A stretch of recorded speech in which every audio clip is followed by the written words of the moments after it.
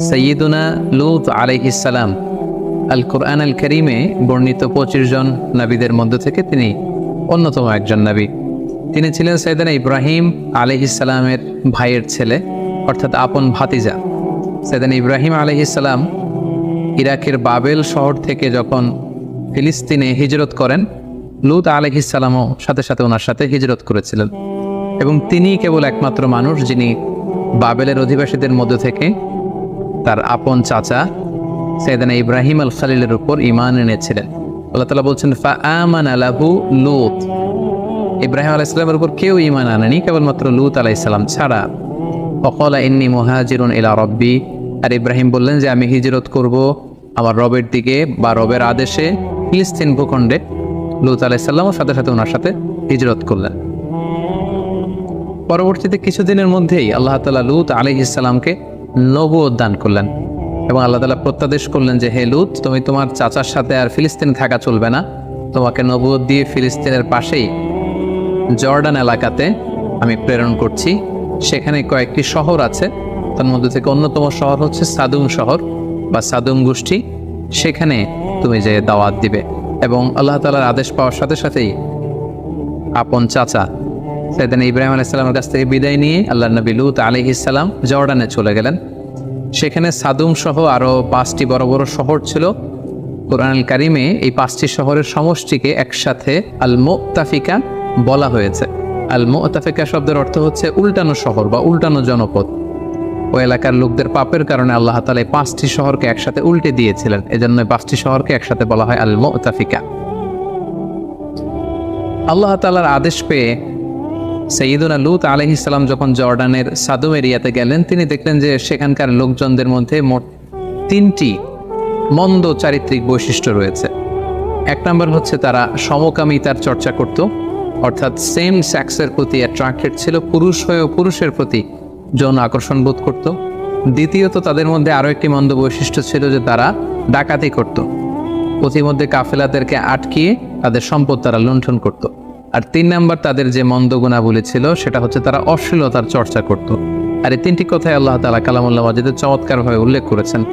তাদের 3টি ব্যাড অ্যাট্রিবিউটের প্রথমটি ছিল সমকামিতা। আল্লাহ তাআলা বলছেন ওয়ালুতান ইয ক্বালা লিকওমিহি আতাতুনাল ফাহিশাতা মা সাবাকাকুম বিহা মিন আহাদিম মিনাল আলামিন। তিনি তার কওমের লোকদেরকে বলতে আরম্ভ করলেন যে তোমরা এই অশ্লীল কাজ পৃথিবীর মধ্যে করছো যেটা পৃথিবীতে এর আগে কখনো কেউ করেনি। ইন্নাকুম লাতাতুনার রিজালা শাহওয়াতাম মিন দুনিন নিসা। তোমরা পুরুষ হয়ে পুরুষদের প্রতি যৌন আকর্ষণ বোধ করছো, তোমরা নারীদের মাধ্যমে সেই ডিজায়ারকে ফুলফিল করতে চাচ্ছ না। বল আনতুম কওমুম মুসরিফুন, তোমরা তো অবাধ্য এক জাতি। তাহলে এই ছিল তাদের 1 নম্বর ব্যাড অ্যাট্রিবিউট। 2 নম্বর ব্যাড অ্যাট্রিবিউটের ব্যাপারে আল্লাহ বলছেন ওয়া তাকতাউনাস সাবিল, তোমরা ডাকাতি করো। 3 নম্বর হচ্ছে ওয়া তাতুনা ফি নাদিকুমুল মুনকার, তাদের কিছু ক্লাব ছিল, নাইট ক্লাব, সেখানে তারা অশ্লীলতার চর্চা করত। তো সৈয়দনা লূত আলাইহিস সালাম যখন এই বাজে কোয়ালিটিগুলো দেখলেন, তিনি যে সেখানে দ্বীনের দাওয়াত দেয়া শুরু করলেন। প্রথমেই যেই বিরোধের মুখোমুখি তিনি হলেন যে তারা কোনো ক্রমে এই সমকামিতা থেকে ফিরে আসবে না। তারা সমলিঙ্গের প্রতি যৌন আকর্ষণ বোধ করতো, যেটাকে আমরা ইংরেজিতে হোমোসেক্সুয়ালিটি বলি বা সডোমি বলি বা গে হওয়ার যে কালচার সেটা তাদের মধ্যে ছিল। এবং কোরআনের আয়াত থেকে আমরা বুঝতে পারি পৃথিবীতে লূত আলাইহিস সালামের কওমের আগে কেউ এই বাজে অভ্যাসের চর্চা পৃথিবীতে কেউ করেনি, বরং সর্বপ্রথম এই পাপ কাজের সূচনা তাদের মধ্যে থেকেই হয়েছিল। সেটা কিভাবে শুরু হয়েছিল তাফসিরে কুরতুবিতে এসেছে যে শয়তান সর্বপ্রথম এই কাজটি করেছিল। লূত আলাইহিস সালামের কওমের লোকেরা যখন চাষাবাদ করত, তখন শয়তান খুবই চমৎকার চেহারার সুশ্রী অবয়বের যুবক অথবা একজন বালকের আকৃতিতে তাদের কাছে আসলো, এসে সর্বপ্রথমে কুপ্রস্তাব দিল।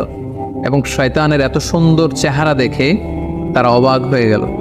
শয়তান তাদেরকে বলল, ছোট্ট বালক বা যুবকের সুশ্রী চেহারা বা অবয়ব নিয়ে তাদের কাছে এসে বলল যে তোমরা যদি আমার সাথে এমন এমন পাপ কাজ করো তাহলে তোমরা অনেক আনন্দ পাবে এবং এই কথা আমি কাউকে বলে দিব না, তোমরা চাইলেই করতে পারো।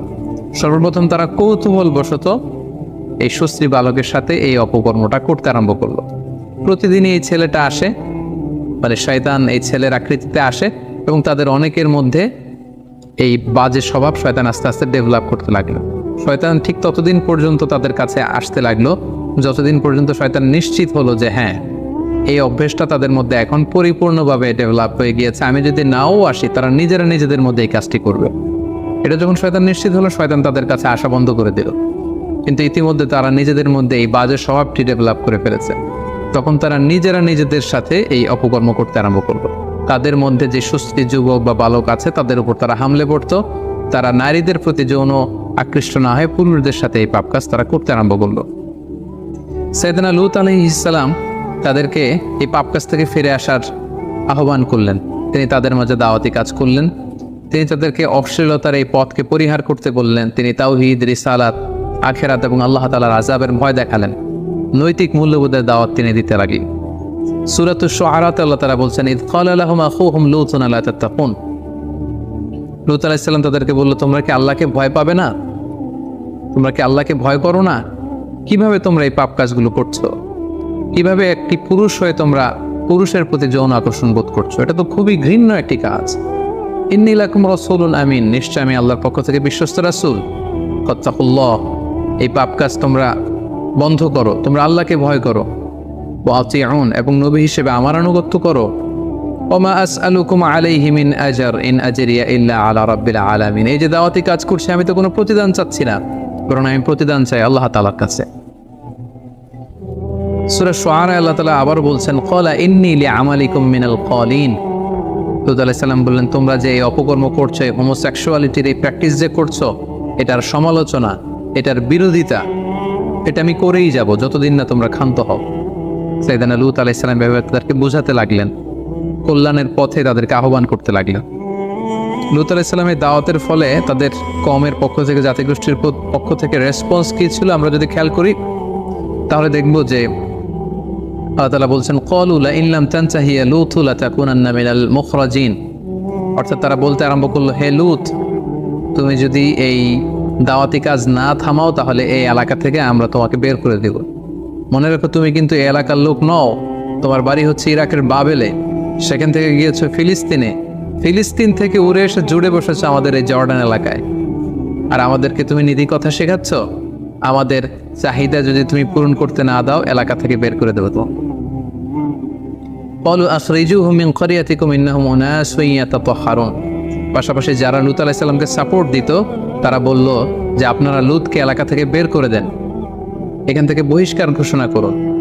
নিজেরাও হুমকি দিতে লাগলো, অন্যদেরকেও তারা উস্কানি দিতে লাগলো। এক পর্যায়ে লূত আলাইহিস সালাম বললেন যে তোমরা যদি না থামো, যে কোনো মুহূর্তে আযাব এসে, গজব এসে তোমাদেরকে ধ্বংস করে দিবে। এবং মনে রাখো, আল্লাহর গজব কিন্তু অত্যন্ত, আযাব কিন্তু ভয়ঙ্কর। তিনি সব সময় আযাব দেন না, কিন্তু যখন আযাব দেন, তিনি আযাব দেওয়ার মতনই দেন। ক্বালু উতিনা বিআযাবিল্লাহি ইন কুনতা মিনাস সাদিকিন। আযাবের কথা যখন লূত আলাইহিস সালাম বলে ভয় দেখালেন, তারা বলল, পারলে আযাব নিয়ে আসো, আমরা এই সমকামিতার চর্চা বন্ধ করব না। তোমার আল্লাহ যদি সত্যি হয়ে থাকে, পারলে আযাব দেখাও। সাইয়েদনা লূত আলাইহিস সালামের স্ত্রীর ব্যাপারে কোরআনে এসেছে, সাইয়েদনা লূত আলাইহিস সালামের স্ত্রী ওনার উপর ঈমান আনেননি, বরং সাইয়েদনা লূত আলাইহিস সালামের স্ত্রী সেই পাপাচারী লোকদের সহযোগী ছিল। সূরাতুত তাহরীম আল্লাহ তাআলা বলছেন, দারাবাল্লাহু মাসালান লিল্লাযীনা কাফারু ইমরাআতা নূহ ওয়া ইমরাআতা লূত। নূহ আলাইহিস সালামের স্ত্রী আর লূত আলাইহিস সালামের স্ত্রী, তাদের দৃষ্টান্ত দিয়ে আল্লাহ তাআলা বলেছেন যে তারা কুফরি করেছে, তারা কাফের নারীদের আদর্শ, তারা বিশ্বাসী ছিল না। আল্লাহ বলছেন, কানাতা তাহতা আবদাইনি মিন ইবাদিনা সালিহাইন। আমার দুইজন প্রিয় ভাজন নেককার বান্দাদের স্ত্রী হয়েও তারা ঈমান আনতে পারেনি। ফাখানাতাহুমা, তারা খেয়ানত করেছে। কোন ধরনের খেয়ানত? তারা ঈমান আনেনি। তারা কিন্তু চারিত্রিক দিক থেকে খারাপ নারী ছিল না। অশ্লীলতার সাথে পৃথিবীর কোনো নবীর স্ত্রীরাই জড়িত ছিল না। এখানে খেয়ানত দ্বারা উদ্দেশ্য হচ্ছে, মুফাসসিরিন ইকরাম বলেছেন, তারা ঈমান আনেনি। নবীর স্ত্রী হিসেবে তাদের জন্য আবশ্যক ছিল তো তারা ঈমান আনবে, কিন্তু তারা ঈমান আনেনি। বরং লূত আলাইহিস সালামের স্ত্রী গোপনে গোপনে লূত আলাইহিস সালামের তথ্য ওই এলাকার পাপাচারী লোকদের কাছে সরবরাহ করত। সাইয়েদনা লূত আলাইহিস সালাম দাওয়াত দিতে দিতে যখন ক্লান্ত হয়ে পড়লেন, তিনি আল্লাহর কাছে অবশেষে বললেন, রব্বি নাজ্জিনি ওয়া আহলি মিম্মা ইয়ামালুন। হে আল্লাহ, আমার চোখের সামনে তারা এই পাপ কাজগুলো করছে জর্ডানে, আমি এত বলেও তাদেরকে থামাতে পারছি না। পুরুষে পুরুষে তারা অপকর্ম করছে, তাদের নাইট ক্লাবগুলোতে এই বাজে কাজের সয়লাভ। আল্লাহ, আপনি আমাকে বাঁচান, আমাকে, আমার পরিবারকে বাঁচান। তারা এই পাপ কাজ করছে, তাদেরকে আপনি থামান। আল্লাহ তাআলা তখন তাদেরকে শাস্তি দেওয়ার মনস্থির করলেন। তিনি আদেশ জারি করলেন যে লূত আলাইহিস সালামের কওমের উপর বিশাল শাস্তি দেয়া হবে। এবং এটা জানানোর জন্য আল্লাহ তাআলা একদল ফেরেশতাকে পাঠালেন। তারা প্রথমে ইব্রাহিম আলাইহিস সালামের কাছে যে ইব্রাহিম আলাইহিস সালামের সন্তান ইসাকের সুসংবাদ দিল, সেটা দিয়ে তারা লূত আলাইহিস সালামের কাছে ফিরে আসলো। এবং ফিরে এসে তারা অনিন্দ সুন্দর নওজোয়ানের রূপে, সুন্দর যুবকের চেহারা নিয়ে তারা লূত আলাইহিস সালামের কাছে মেহমানের ছদ্মবেশে আগমন করলো। লূত আলাইহিস সালামের স্ত্রী যখন দেখলো যে কিছু যুবক, সুন্দর সুশ্রী চেহারার যুবক এসেছে, তিনি গোপনে এলাকার ওই পাপী লোকদের কাছে এই তথ্য সরবরাহ করে দিলেন যে তোমরা যেহেতু সুশ্রী অবয়বের যুবক এবং বালকের খোঁজে সবসময় থাকো, কিছু যুবক মেহমান হয়ে আমার স্বামী লূতের বাড়িতে এসেছে, তোমরা এখানে এসে হামলা দিতে পারো। এই ব্যাপারটা খুব চমৎকারভাবে আল্লাহ তাআলা কালামুল মাজিদে ইরশাদ করছেন, ওয়ালাম্মা জাআত রুসুলুনা লূতান সিআ বিহিম ওয়া দাqa বিহিম দারআ ওয়া ক্বালা হাদা ইয়াউমুন আসীব। অর্থাৎ আমার ফেরেশতারা যখন লূত আলাইহিস সালামের কাছে সুন্দর চেহারা নিয়ে আগমন করলো, লূত আলাইহিস সালাম তো ভয় পেয়ে গেলেন। তিনি বললেন, হায় রে, আজকের দিনটা তো বড্ড কঠিন হবে, কারণ এত সুন্দর যুবক তারা যে আমার বাড়িতে মেহমান হয়ে এসেছে, সাদুম এলাকার পাপাচারী, অন্যায়কারী, হোমোসেক্সুয়াল প্র্যাকটিস যারা করে, তারা যদি এটা জানে, আমার কাছ থেকে তাদেরকে ছিনিয়ে নেওয়ার জন্য তো আপ্রাণ চেষ্টা করবে। আজকের দিনটা বড্ড কঠিন হবে। ওয়াজাআহু কওমুহু ইউহরাউনা ইলাইহি ওয়া মিন ক্বাবলু কানু ইয়ামালুনা সাইয়্যাত। যারা এই পাপ কাজে অভ্যস্ত ছিল, তারা হুমড়ি খেয়ে লূত আলাইহিস সালামের বাড়িতে হামলে পড়লো। চারদিক থেকে তারা আক্রমণ চালানো শুরু করলো, যে কোনো মূল্যে তারা ছিনিয়ে নেবে। লূত আলাইহিস সালাম উপায়ন্তর না দেখে ক্বালা ইয়া কওমি হাউলাই বানাতি কুননা আতহারু লাকুম। তিনি অত্যন্ত অসহায়, আকুতি এবং কাকুতি মিনতি জানিয়ে বলল, হে আমার এলাকার লোকেরা, আমার মেহমানদের গায়ে হাত দিও না। এই যে দেখো, আমার ঘরে কিছু মেয়ে আছে, তারা তোমাদের জন্য পবিত্র। আমার মেয়েদেরকে নিয়ে যাও, তাদেরকে বিয়ে করো এবং তাদের মাধ্যমে তোমরা তোমাদের যৌন চাহিদাকে নিবারণ করো, কিন্তু আমার মেহমানকে অপদস্থ করো না। ওয়ালা তুখজুনি ফি দয়ফি, আমার মেহমানদেরকে অপদস্থ করো না। আলাইসা মিনকুম রাজুলুন রশীদ, তোমাদের মধ্যে কি একজনও ভালো লোক নেই? একজন নবী কতটা অনুনয়ের স্বরে, কতটা বিপদে পড়লে এই ধরনের স্টেটমেন্ট দিতে পারেন। ক্বালু লাকাদ আলিমতা মা লানা ফি বানাতিকা মিন হক। তখন এলাকাবাসী বলল, হে লূত, তুমি তো আগে থেকে ভালো করেই জানো তোমার মেয়েদের প্রতি আমাদের কোনো আকর্ষণ নেই। নাউযুবিল্লাহ। ওয়া ইন্নাকা লা তা'লামু মা নুরিদ, আর আমরা যে কি চাই, আমরা কিভাবে আমাদের ডিজায়ারকে ফুলফিল করতে চাই, এটা তুমি ভালো করেই জানো। আমরা তোমার মেহমানদেরকে ছিনিয়ে নিতে এসেছি, তোমার মেয়েদের জন্য আসেনি। ক্বালা লাউ আন্না লি বিকুম কুওয়া আও আওয়ি ইলা রুকনিন শাদীদ। আফসোস করে লূত আলাইহিস সালাম বললেন, হায় রে, কোনো একটা সাহায্যকারী যদি আমার থাকতো যে আমাকে সাহায্য করবে, যার কাছে আমি আশ্রয় নিব। আল্লাহর পাঠানো ফেরেশতারা যারা যুবকের আকৃতিতে এসেছিল, ওনারা যখন দেখলেন যে লূত আলাইহিস সালাম অত্যন্ত দুশ্চিন্তা ফিল করছেন, তিনি পেরেশান হয়ে উঠেছেন, ওনাকে সান্ত্বনা দেওয়ার জন্য কল ফেরেশতারা বলল, ইয়া লূত, হে আল্লাহর নবী লূত, আমরা কিন্তু সাধারণ যুবক নই।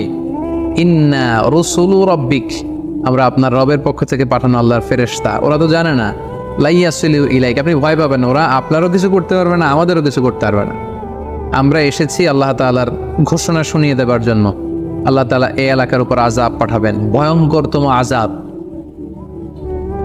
ফাআসরি বিআহলিকা বিকিতইম মিনাল লাইল, এই রাতের কিছু অংশ বাকি থাকতেই আপনি সেফ জোনে চলে যান। আল্লাহর আদেশ হচ্ছে আপনি সেফ জোনে চলে যান। ওয়ালা তালতাফিত মিনকুম আহাদ, আর যাওয়ার সময় পিছনে ফিরে তাকানো যাবে না, এটা আল্লাহর আদেশ। ইল্লা ইমরাআতাক, তবে আপনার স্ত্রীকে নিয়ে যেতে পারবেন না। আপনি আর আপনার উপর ঈমান এনেছে আপনার মেয়েরা, শুধু এরাই এলাকা ছেড়ে আপনারা সেফ জোনে চলে যান। ইন্নাহু মুসিবুহা মা আসাবাহুম, আপনার এলাকাবাসীর নসিবে যা ঘটবে আপনার স্ত্রীর ভাগ্যেও তাই ঘটবে, কারণ আপনার স্ত্রী আপনার উপর ঈমান আনেনি এবং আপনার গোপন তথ্যগুলো এলাকাবাসীর কাছে সে লিক করে দিত, প্রচার করে দিত। ইন্না মাওঈদাহুমুস সুবহ, আর আল্লাহর বেঁধে দেওয়া, আল্লাহর ফয়সালা হচ্ছে আযাবের সময়টা হচ্ছে ফজরের সময়। ফজরের সময় হতে না হতে আযাব নেমে আসবে। আলাইসা সুবহু বিকরিব, ফজর হতে তো বেশি দেরি নেই, তাড়াতাড়ি রাতের কিছু অংশ বাকি থাকতে চলে যান। এই ঘটনা শোনার সাথে সাথে সেদিন লূত আলাইহিস সালাম ওনার মেয়েদেরকে নিয়ে সেফ জোনে চলে গেলেন এবং আল্লাহ তাআলা আযাব পাঠালেন। আযাব কি ছিল? আযাবের প্রথম ধাপ ছিল সাইয়েদনা জিবরাইল আলাইহিস সালাম এসে পাখা দিয়ে এক ঝাপটা মেরে এলাকার সব পাপীগুলোর চোখগুলোকে অন্ধ বানিয়ে দিলেন। আল্লাহ তাআলা বলছেন ওয়ালাকাদ রাওয়াদুহু আন দাইফিহি ফাতামাসনা আ'য়ুনাহুম ফাযুকু আযাবি ওয়া নুযুর। আমি তাদের প্রত্যেকের চেহারাকে অন্ধ বানিয়ে দিলাম, পাখা দিয়ে জিবরাইল আলাইহিস সালাম এক ঝাপটা মেরে সবাইকে অন্ধ বানিয়ে দিল। ফাআখরাজনা মান কানা ফিহা মিনাল মুমিনিন, আল্লাহ বলেন আমি বিশ্বাসীদেরকে এলাকা থেকে বের করলাম। আর বিশ্বাসী কারা ছিল? শুধুমাত্র লূত আলাইহিস সালাম আর ওনার মেয়েরা। ফামা ওয়াজাদনা ফিহা গায়রা বাইতিন মিনাল মুসলিমিন, একটা মুসলিম পরিবার ছাড়া আমি একটা পরিবারও পাইনি, সেটা ছিল লূতের পরিবার। লূত আলাইহিস সালাম আর তার মেয়েরা সেফ জোনে চলে গেল। আল্লাহ তাআলা বললেন তখন আমি আসল শাস্তি পাঠালাম, সেটা কি? ফাজআলনা আলিয়াহা সাফিলাহা ওয়া আমতারনা আলাইহিম হিজারাতাম মিন সিজিল, আমি এই এলাকার উপরের মাটি নিচের মাটি উলট পালট করে দিলাম। সাইয়েদনা জিবরাইল আলাইহিস সালাম পাখার ঝাপটা দিয়ে সবাইকে অন্ধ বানিয়ে দিলেন। এরপর পাখা দিয়ে পুরো জর্ডানের শহরটাকে তিনি আকাশে তুলে উপর করে ধপাস করে জমিনে আবার ফেলে দিলেন। ফলে নিচের মাটি চলে গেল উপরে, উপরের মাটি নিচে। আল্লাহ তাআলা বললেন ওয়া আমতারনা আলাইহিম হিজারাতাম মিন সিজিল, এরপর আমি উল্কা বৃষ্টি নাজিল করলাম, পাথরের বৃষ্টি নাজিল করে সালফার অ্যাসিড দিয়ে পুরো এলাকাটাকে ঝলসে দিয়ে উল্কা নিক্ষেপ করে করে পুরো জর্ডানের এই সাদুম এরিয়াটাকে আমি ধ্বংস করে দিলাম, ম্যাসাকার করে দিলাম, নাস্তানাবুদ করে দিলাম। সূরাতুন নাজম আল্লাহ তাআলা বলছেন ওয়াল মুতাফিকাতা আহওয়া, অর্থাৎ পুরো শহরটাকে উল্টে দিলেন। হি ডিস্ট্রয়েড দ্য ওভারটার্নড এন্ড ওভারথ্রোন সিটিজ, এটাকে জনপদ উল্টানো শহর বলা হয়। জিবরাইল আলাইহিস সালাম পুরো শহরটাকে মানুষ সহ আকাশে তুললেন, পুরো এলাকাবাসী চিৎকার হইচই করে পুরো এলাকাটা কাঁপিয়ে তুলল। জিবরাইল আলাইহিস সালাম পুরো শহরটাকে একসাথে উঠিয়ে আবার উল্টো করে জমিনের মধ্যে তিনি উপর করে ফেলে দিলেন। আল্লাহ তাআলা আকাশ থেকে পাথর আর উল্কা নিক্ষেপ করতে করতে পুরো জাতিটাকে শেষ করে দিল। আল্লাহ তাআলা কেন লূত আলাইহিস সালামের কওমের শহরটাকে উল্টে দিলেন? অন্য কোনো জাতিগোষ্ঠীকে তো আল্লাহ তাআলা এইভাবে উল্টানো শাস্তি দেননি। এর কারণ হচ্ছে তারা আল্লাহ তাআলার দেয়া যে প্রাকৃতিক সিস্টেম এটাকে উল্টে দিয়েছিল। কারণ আল্লাহ তাআলার দেয়া প্রাকৃতিক বিধান হচ্ছে নারী আকৃষ্ট হবে পুরুষের প্রতি, পুরুষ আকৃষ্ট হবে নারীর প্রতি। একজন পুরুষ বিবাহ করে একজন নারীর সঙ্গ পেয়ে তার সংস্পর্শে যেয়ে সে তার ডিজায়ারকে ফুলফিল করবে, এটা হচ্ছে প্রাকৃতিক নিয়ম, একটা ন্যাচারাল ল।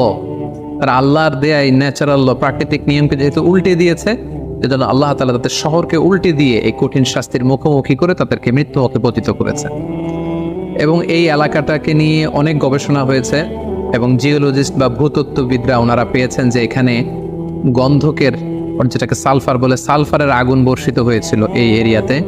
এবং এখানকার মাটিতে প্রচুর পরিমাণে গন্ধক পাওয়া যায়। ন্যাট্রন ও পেট্রোল তো আছেই, এই এলাকাটাতে এত বেশি গন্ধকের উপস্থিতি আছে, এটাই উল্কা পতনের একটা অকাট্য প্রমাণ বৈজ্ঞানিকদের ভাষ্যমতে, যে এখানে উল্কা পতিত হয়েছিল, যেটাকে আল্লাহ তাআলা হিজারাতাম মিন সিজিল বলেছেন। এবং বর্তমানে যদি এই এলাকাতে আপনি যান, এই এলাকাটার অবস্থান বা লোকেশন হচ্ছে, এটা জর্ডান ইসরায়েল সীমান্তবর্তী একটা এলাকা এবং এটা হচ্ছে the lowest land area on earth, পৃথিবীর সবচাইতে নিম্নগামী এরিয়া, সবচাইতে নিচু এরিয়া, লো ল্যান্ড।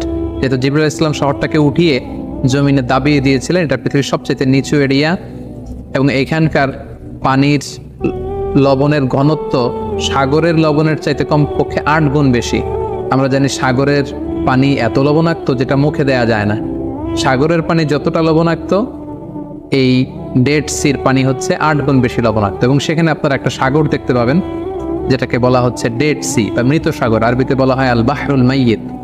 এটাকে মৃত সাগর বলা হয় এজন্য এই পানির লবণের ঘনত্ব এত বেশি যে এখানে কোনো প্রাণী জন্মায় না। এটা আযাবের আর গজবের জায়গা, ফলে এখানে মাছ জন্মায় না, ব্যাঙ জন্মায় না, কোনো শ্যাওলা জন্মায় না, কোনো জীবকণা, জুপ্লাঙ্কটন, ফাইটোপ্লাঙ্কটন টাইপের কোনো কিছু এখানে জন্মায় না। বরং এখানে লবণের ঘনত্ব, ডেন্সিটি এত বেশি, কোনো মানুষ সেখানে পড়ে গেলে ডুবেও না, তারা সেখানে ভেসে থাকতে পারে। এটা আযাব আর গজবের জায়গা। এই ছিল সাইয়েদনা লূত আলাইহিস সালামের জীবন কাহিনী। এখান থেকে আমরা কিছু লাইফ লেসন বের করতে পারি। 1 নম্বর যে শিক্ষাটুকু আমরা পাই সেটা হচ্ছে ইসলাম সহ পৃথিবীর কোনো ধর্মই কিন্তু অশ্লীলতাকে শেখায় না। পৃথিবীর সকল ধর্মই অশ্লীলতার বিরুদ্ধে। এবং সাইয়েদনা লূত আলাইহিস সালামের জামানায় সর্বপ্রথম এই হোমোসেক্সুয়ালিটি বা সমকামিতা শুরু হয়েছিল এবং বর্তমানেও নানা সময়ে এই পাপাচারিতা মাথাচাড়া দিয়ে উঠছে। সেটা কখনো LGBT রাইটসের নামে, সেটা কখনো গে কালচারের নামে। সো আমরা যারা বিশ্বাসীরা যারা রক্ষণশীলতায় বিশ্বাসী, আমাদের সমাজে যাতে এই পাপ পঙ্কিলতা এই আবর্জনা যাতে ঢুকতে না পারে আমাদেরকে সচেতন থাকতে হবে। কারণ আমরা জানি যে ইসলাম হচ্ছে একটা ওয়েলফেয়ার লেজিসলেশন। ইসলামে যত বিধান দেওয়া হয় এটা আমাদের কল্যাণের জন্য, ভালোর জন্য দেওয়া হয়। এবং ইসলামী শরিয়া অনুযায়ী এই হোমোসেক্সুয়ালিটি এটা মারাত্মক শাস্তিযোগ্য একটি অপরাধ, এটি কবিরা গুনাহ এবং সর্বসম্মতিক্রমে এটি হারাম। দ্বিতীয় যে ব্যাপারটি আমরা বলবো সেটা হচ্ছে এই যে সমকামিতার সমস্যা, পৃথিবীর ইউএস সহ ইউরোপের অনেক দেশে আপনারা শুনবেন যেটাকে লিগালাইজ করা হয়েছে। ইউরোপের অনেক স্টেটে, ইউএস এর অনেক স্টেটে, ইউরোপের অনেক দেশে, এবং এটা নিয়ে অনেক আন্দোলন চলছে। এটা বেসিকলি গবেষকদের কথা অনুযায়ী এটা একটা মনস্তাত্ত্বিক সমস্যা, এবং এটা হচ্ছে বেসিকলি বিকৃতভাবে গড়ে ওঠা একটা যৌন আকর্ষণ। একটা মানুষ যখন সবসময় অস্বাভাবিক চিন্তা করবে, অস্বাভাবিক জীবনযাপন করবে, অস্বাভাবিক যৌন ও শৃঙ্খল একটা লাইফস্টাইল সে যখন প্র্যাকটিস করবে, তখন তার মধ্যে এই একটা বাজে যৌন চিন্তা আস্তে আস্তে ডেভেলপ করে, খুবই গ্রাজুয়ালি। অনেকের কাছ থেকে জানা গিয়েছে যে অনেকেই কৌতূহলবশত এটা নিজের মধ্যে অ্যাডপ্ট করেছে এবং ধীরে ধীরে আস্তে আস্তে সমকামী বনে গিয়েছে তারা।